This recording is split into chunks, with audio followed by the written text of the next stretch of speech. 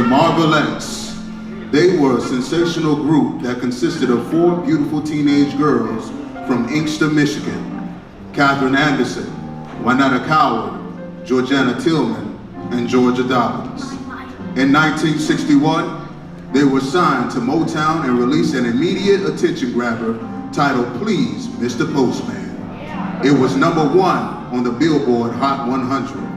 They were the first successful group after the Miracles. Ladies and gentlemen, the Marvelettes.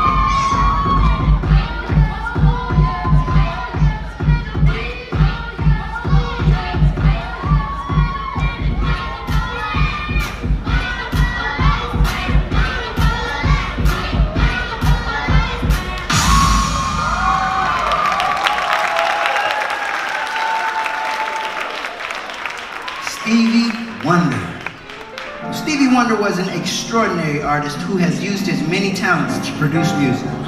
Stevie was born 6 weeks early with an eye disorder called retinopathy of prematurity.